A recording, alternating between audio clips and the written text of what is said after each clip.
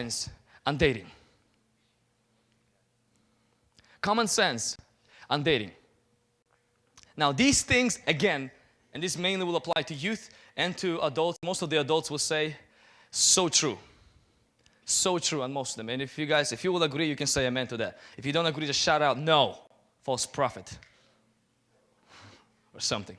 Most of the adults will agree with this 100%. Now again, these are not rules. I'm going to give you just few I've noticed in my life, I've noticed in other people's lives, being in youth ministry for a while. These are not rules. These are not something if you don't do, you're going to go to hell or you're not a Christian. This is nothing, no. But people who usually end up making wrong decisions, marrying the wrong people have crossed these lines. People who usually end up in relational chaos have crossed these lines and they ignore them. And these are so simple that you're going to laugh. Number one, is dating is not for fun. A lot of people in our culture, and honestly, people that I know, some people who come to our church, in our culture, dating is for fun. You know, if you get a car, it's good, for fun. Car doesn't have feelings. Okay, a car that has a motor, it has no heart. Okay, if you kick it, it won't file a complaint. Okay, if you kick it, it's not gonna go in the garage and say, my feelings got hurt. Girls will, and so will guys. Except guys express it in a different way. So dating is not for fun. And so what happens is when you start seeing dating as for fun, what you do first is you cross the white line. Now, that doesn't mean you're going to have bad marriage. That does not mean that bad things will happen to you. But people who usually end up in bad things in relationships have crossed that line where they see dating as simply a fun thing to do. If you're looking for fun, get a job. If you're looking for fun, get some friends, get a Facebook, get a MySpace, get a bicycle, learn to ride a bike, learn to hike, learn to drive a car, learn to exercise, learn to run, watch movies. But don't play with another person's feelings for fun. Number two, common sense about dating is dating are for those who are serious about getting married. Oh, this is where I'm going to pop the bubble, right there. We have 16-year-olds, 15-year-olds, 12-year-olds, now 11-year-olds who have boyfriends. What has our world went into? And then these girls are 17, 18, and they have 2 babies. Ask them, ask those people who walk and teen girls who get pregnant, and ask them, when did you start dating? And they won't tell you, oh, I started today last week.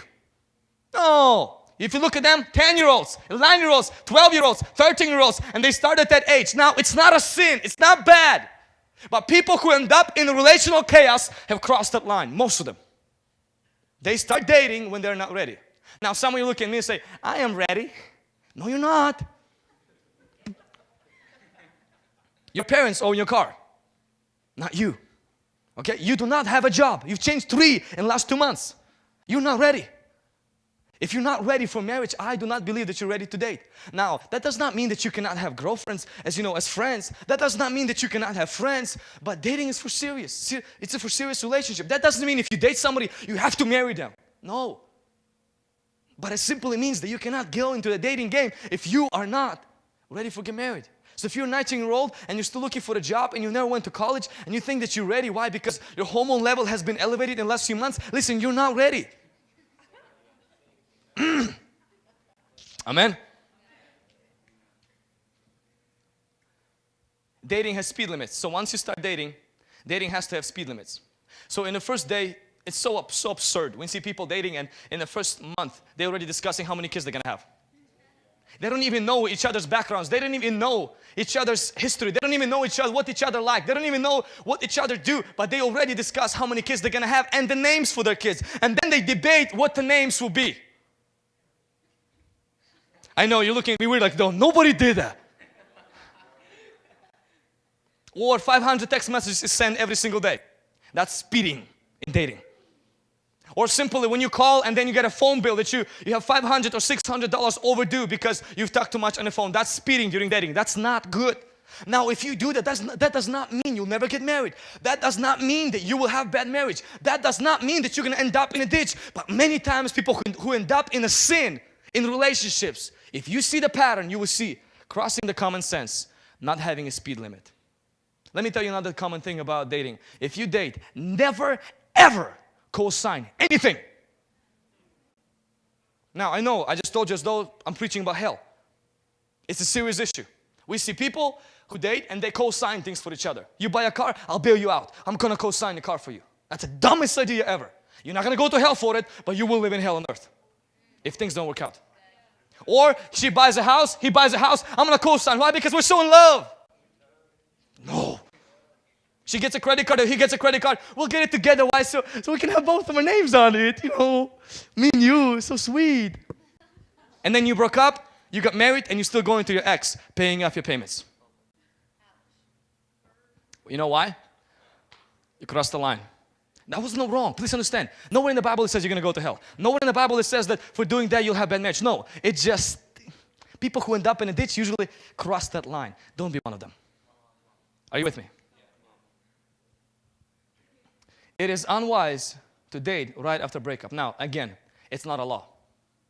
That does not mean if somebody does it, it will never work out. But commonly, generally, a lot of, even Dr. Phil, a lot of people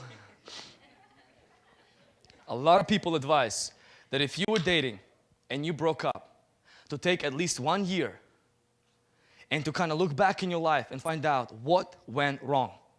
Just a few months ago, an airplane was going from Brazil and drowned in the ocean. You know, they didn't say, oh, you know, we just had a mistake, piece of cake. Cover it up, let's find the bodies, pay the people, move on. No, they're looking for the black box. You know why? They want to find out what went wrong. You can say, let's just build another one and keep putting people on.